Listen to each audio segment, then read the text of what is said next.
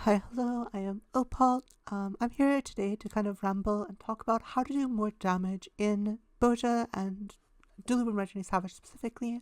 It's something I see asked a lot, not just in Foe, but in other Discord servers as well. So I kind of want to give a good central resource to point to that gives general advice on it. To start, the most basic, important stuff is understanding how to play your jobs at like a basic level.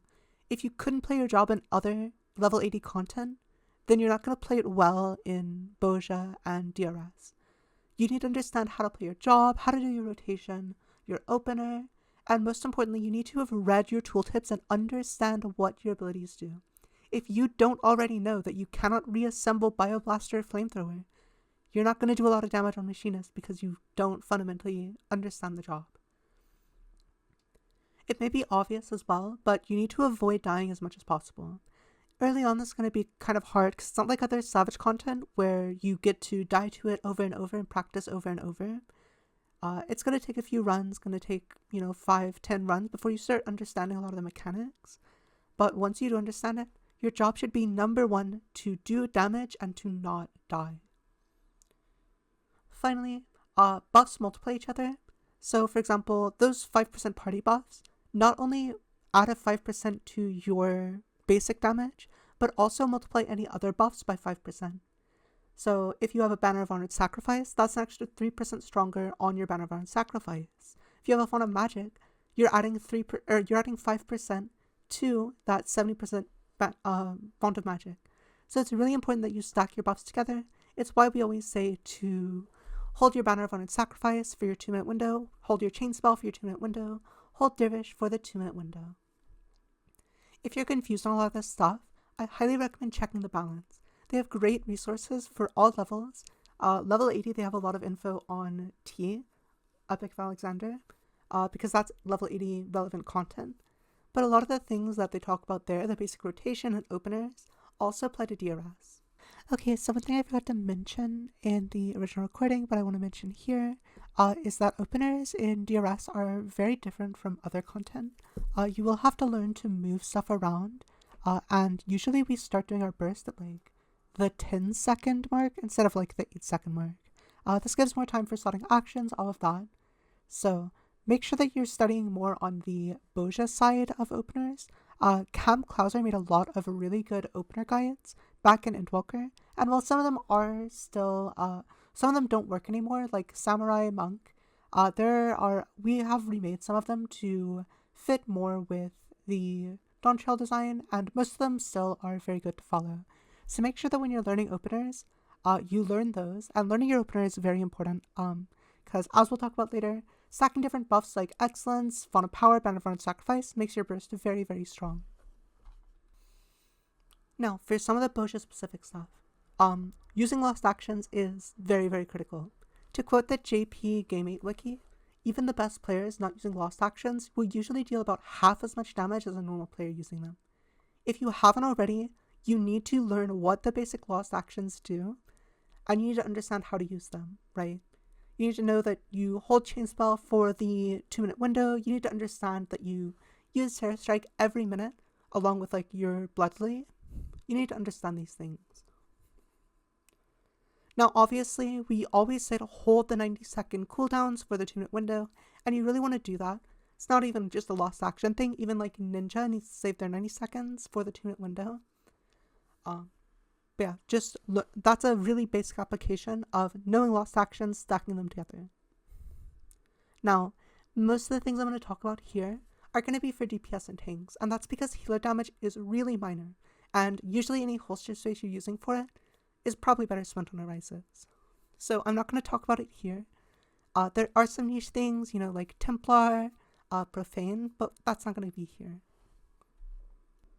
Okay, so getting into some of the more quote-unquote advanced stuff, it's mostly actually pretty basic, but, it's called advanced because new people don't do it. We're going to start with Mimic. Mimic is probably the most broken action in all of Boja. If I have said for years that if people knew what Mimic did, it would be 3 times as expensive, and it's already, like, breaking the bank, usually. For Mimic, you can, for just 12 weight, mimic up to 50 weighted actions. We use this in DRS with mimic chaining, by just having a few DPS bring lost excellence for everyone else to mimic, and then with that lost excellence at the start of the fight, you'll hit the boss, use lost excellence, replace it with an actual useful action, and it gives you a big damage bonus in your opener.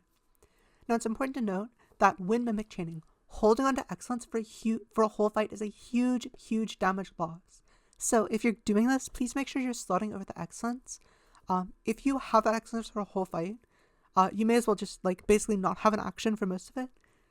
Because that excellence has a 5-minute cooldown, you might get 2 uses on like an any proc, but it's almost never worth it to hold on to. Now for that's for DPS, but for tanks, you have the option of using Blood Rage. Blood Rage usually replaces Banner of Honored Sacrifice. You run Blood Rage Fawn of Power. Blood Rage is a huge damage bonus if you use it properly. It will give you huge cooldown reduction, huge damage gain, and as Dark Knight, it will give you even more MP to use on edges. It is the biggest damage gain you can possibly have as a tank. It does take a little bit of practice to get used to, but there are a lot of great resources to help guide you along, like this macro on screen. Surely I edit that in.